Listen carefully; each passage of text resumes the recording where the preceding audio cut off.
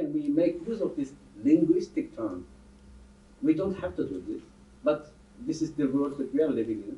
So how can we include language-specific or linguistic issues, and how can we incorporate them into the philosophy?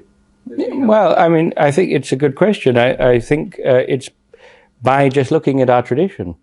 We have the most advanced set of linguistic apparatuses that exist, in my opinion. The linguistic turn, أيها الأحباب, is finished. It's completely finished. And we mustn't be the type of people who are still like catching up, trying to show that we're advanced when they've already moved well beyond that. It's like, you know, the way that positivism was completely superseded after the whole debacle of the verification principle being disproved in the most such that it completely informed consensus. No one believed it anymore. It became a huge embarrassment, and some people tried to make adjustments to it. But that Vienna Circle project of Carnap and all of these people to try to reduce everything to sense data and to have a real thoroughgoing philosophical scientism, it's a joke now, complete joke. Analytic philosophy is dying, but it still dominates. It's like Jürgen Habermas said. He said, modernity is dominant, but dead, or something like that. He said, sorry? Unfinished. That's in his article called Modernity and Unfinished Project, exactly. But he says modernity is dominant, but dead, or something like that. Anyway, it still persists because no one can think of anything better to introduce. We've reached the world of epistemological pluralism as an end in itself. So like that, khalas, we can't go any further than that. So let's just accommodate as many different views as possible. Who is doing the accommodating? Who is doing the accommodating? It's the assumption of ontological arbitrarism.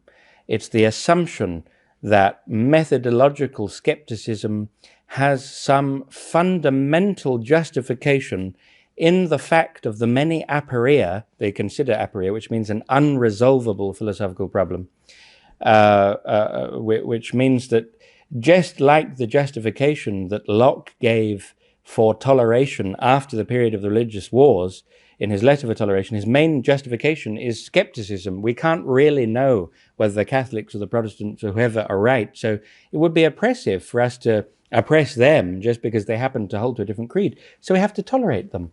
Is that the understanding of minorities in Islam? No, not at all.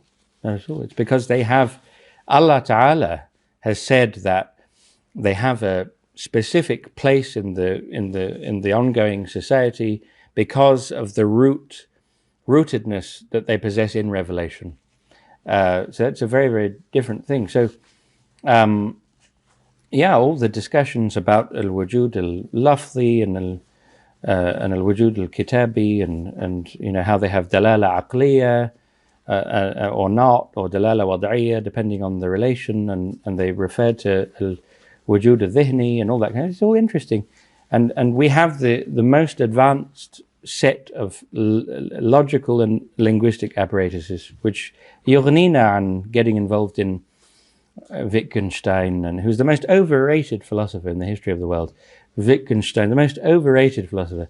I visit his grave sometimes because it's in Cambridge, and have a little chat with him, Yani. I hope that he's in a good state. Huh? You talk about hell and life and beyond.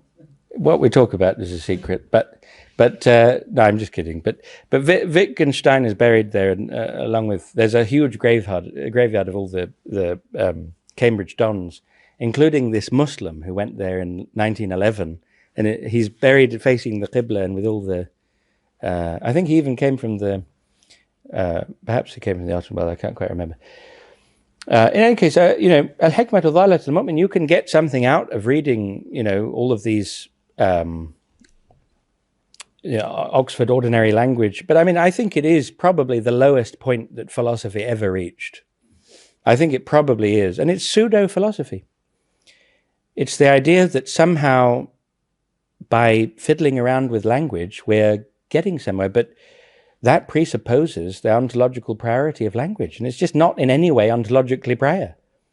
And it's not really positing the ontological priority. It's trying to just throw out the baby with the bathwater and start afresh in a way which accords with a philosophy that believes that consciousness is an epiphenomenon and that what's really just going on is brain activity, purely physical processes. And I say at the end of my book, when I talk about the no truth theory of Quine, and Quine I think really is the lowest point. The pragmatism of Quine, it's a horror. It's an absolute horror. And his philosophy is explicitly in support of scientism. I mean, he wouldn't say scientism, but it's explicitly in support of, philosophy is the handmaiden of modern science. And, the truth is what our best science says, So, right at the end, I say, of course, today many philosophers. Well, let me just read this because I think that you may enjoy it. So, by rooting the apparatuses of demonstrative metaphysics in the very fountainhead of being, where the particular is a branch of the purely intelligible, the Akbarian Doctrine is uniquely able to assure the modern mind that metaphysical principles arise from beyond and apply beyond the world of subjective phenomena, thus justifying the serious practice of traditional natural theology, understood to be subordinated to an even higher form of divine science, the Akbarian Ilm al-Tahqiq. Every age has its own ideas about what constitutes a plausible picture of reality, and conversely what is incurably far-fetched.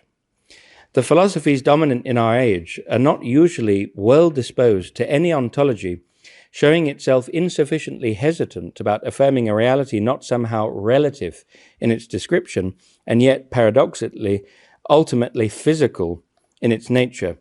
The philosophical zeitgeist of the globalized 21st century views with undisguised scorn the notion that some Platonic ideal reality underlies our physical reality. Let us look, for example, with a view to helping us remember just how much is urgently at stake in the question of Nafs al-Amr, at the new certainties, quote unquote, that have paradoxically replaced belief in objective reality, in the words of a passionate advocate of the absolute relativity of our new world. And this is someone called Don Cupid. So listen to this is the world we're living in. This is what is at stake in the question of the possibility of objective knowledge and the possibility of knowledge of objective reality. And this is the type of sentiment you now find on the street with your friends. It's there so profoundly informing the way that people think. So he says, our modern experience is that there isn't any objective fixed reality out there. He's advocating this. We now live wholly inside our own history, our language, and the flux of cultural change. We find that our world isn't made of capital B, he puts here, capital B being anymore, but of symbols and of conflicting arguments. Let us now, by contrast, briefly evoke the traditional religious and philosophic outlook of medieval Christianity. It was Platonic, making a sharp contrast between this changing and corruptible material world below and the eternal controlling intelligible world above. It was pre-critical, what we spoke about what that means, so that people made no very clear distinction between culture and nature. They blithely supposed that their own cultural conceptions were part of the natural order of things. Now consider how completely we have reversed the traditional outlook of Christian Platonism. He's very happy about this. The world above and all the absolutes are gone. The world of our life and all of our standards are now inside language and culture. Just as, indeed, the whole of the former world above is now resolved down into the life of this world, so also God is now in each of us. Realists, and by that he means he doesn't exist, realists think our religious language tells of beings events and forces that belong to a higher world, an invisible second world beyond this world of ours. But I believe that there is only one world, and it is this world, the world we made, the human life world, the world of language. To think of language as replicating the structure of some how ridiculous. To think of language as replicating the structure of some extra-linguistic reality, some world beyond the world of our language, is, I believe, a mistaken way of thinking of language. Anyway, how ridiculous. Who would have thought language reflects reality? There is only one world, and it is this world. It doesn't depend in any way on anything higher.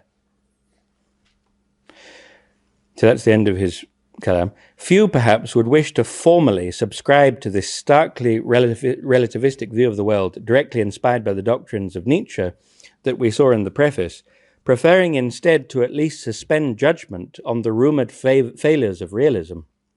Yet it is nonetheless undoubtedly the case that many elements of this absurd picture of unreality have become normative sentiments which the postmodern Weltanschauung is constantly to be heard pronouncing, and indeed even in our Muslim countries. Of course, today many philosophers do not give any serious credence to even the notion of truth as correspondence to an extra-mental state of affairs.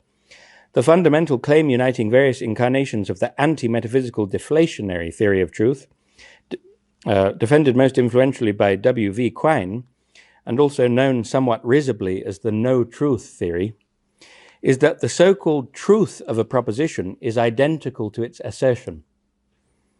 Truth is a fundamentally empty concept that does not involve a correspondence to any reality beyond the proposition itself. The ontological ground, according to the general naturalistic picture, which Quine subscribes to, of this untruth are neural impulses in the human brain that give rise to the unpremeditated, as in random, epiphenomenon of consciousness. Completing this picture is the view that things have no essential properties and that there are thus no essences. Our knowledge of a thing is determined purely by the ultimately subjective description we give of it.